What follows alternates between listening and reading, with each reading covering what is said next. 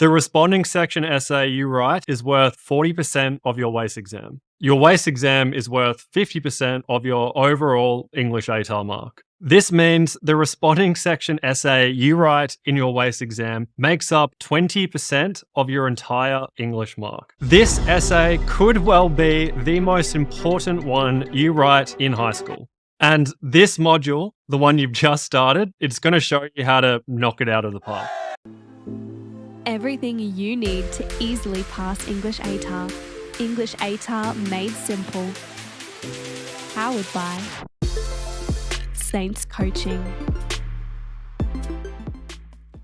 Welcome to Module 4. It's called Rule Responding because that is what you'll be able to do once you complete it. If you've followed my recommendation of doing EAMS, the lessons in EAMS, in the order in which they're presented, that means that you are officially over the halfway mark of the course. You have reached the summit of the mountain and now you're on your descent. In other words, the hardest stuff is behind you. In this lesson, we're going to discuss a few general points about the responding section and Module 4, and then we'll get stuck into the nitty-gritty afterwards. Before we turn to lesson objectives, a very important point. Many of the lessons in this module build on top of the lessons in Module 3. For instance, the lesson on planning, which is the lesson after this one, assumes you've watched the equivalent lesson in Module 3. So, with this in mind, if you want to get the most out of Module 4, this module, make sure you've completed all of the lessons and related PDF activities from Module 3 before continuing with this module. What are we doing in this lesson? First up, we're going to check in with the PEAR. We haven't seen it in a while. Let's say hello. We'll revise the modules and aims, then revise the objective of Stone 2, the stone that we are on now. Then we'll revise the objective of this module. After that, we'll explain how to study text. And last but not least, we'll explain why the responding section matters. Checking in with the PEAR to begin with. You know the drill. This was where you were before starting aims. When you started the first lesson of this entire course, you hopped onto Stone 1 and you said goodbye to Struggle City.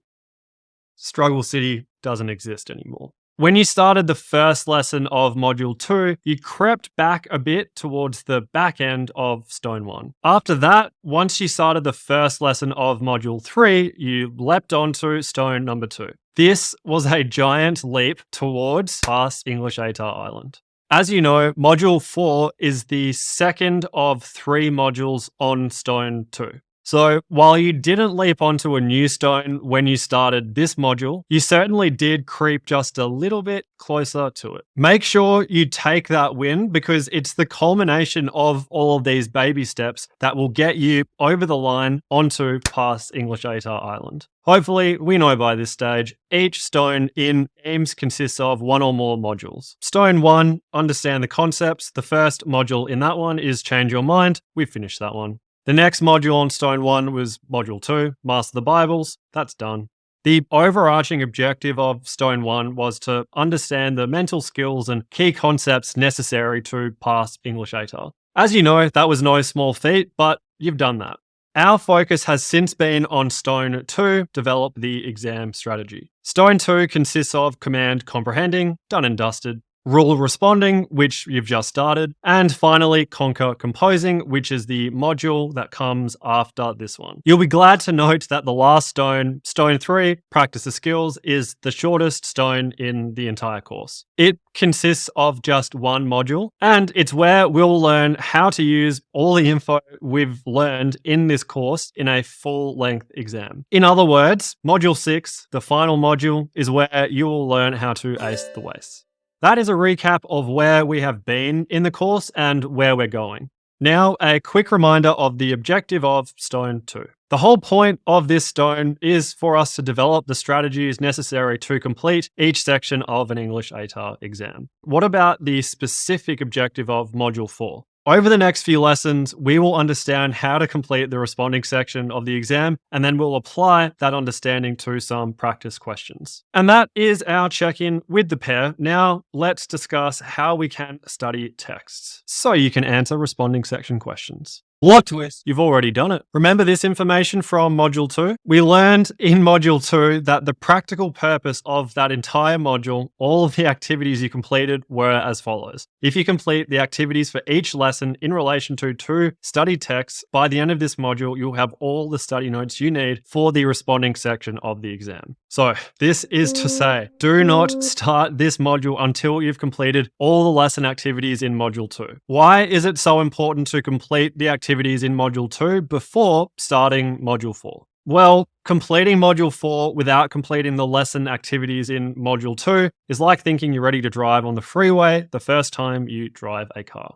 You could do it, but you would lack the necessary prior experience to do it properly. The better alternative is to practice driving in a car park before going on the freeway. Similarly, you could complete this module without doing all the activities in Module 2, but you'd also lack the prior experience to do this module properly. This is because each text table you are asked to complete in Module 2 is a simplified version of a responding section essay. Having those text tables at your disposal as you start this module means you have all the information you need to answer any question about a text in the responding section. Simply put, the text tables represent the what, and the content you'll learn in this module represents the how. Unfortunately, if you don't have the former, there is no point learning the latter. Before we wrap this lesson up, let's discuss why the responding section matters. What we're really getting at here is how what we're about to learn in this module can be useful to you in any way once you finish Year 12. In short, the responding section matters because you'll have to write essays if you plan to go to university. Those essays are fundamentally similar to the essays that you have to write in the responding section. Granted, that key takeaway sounds like something your teacher would say, and you probably wouldn't take it on board because it sounds like some cheap ploy to get you to take essays seriously. I completely get that. So I thought it would be useful to take a look at an example to see how school essays and uni essays are similar. This particular example is a body paragraph of an essay I wrote at uni for a unit titled Advanced Criminal Law and Procedure. This final part in brackets, footnotes omitted, just means I haven't included the references or the citations in the example we're about to look at. This is not a tutorial on how to reference properly, so the citations are omitted. I just want to show you how this body paragraph is similar to what we're about to learn in this module and some of the stuff we learnt in the previous module, such as the different elements of teal and how they're like different colored Lego blocks that you can use in a variety of different ways. The topic sentence / thesis is a pink Lego block, the elaboration purple, the example orange, explain red, and the link is yellow. Here's an overview of the sample body paragraph. Let's take a closer look at each Lego block. Here is the topic sentence. Enabling an offender to be incarcerated for fine defaulting is arbitrary and discriminatory.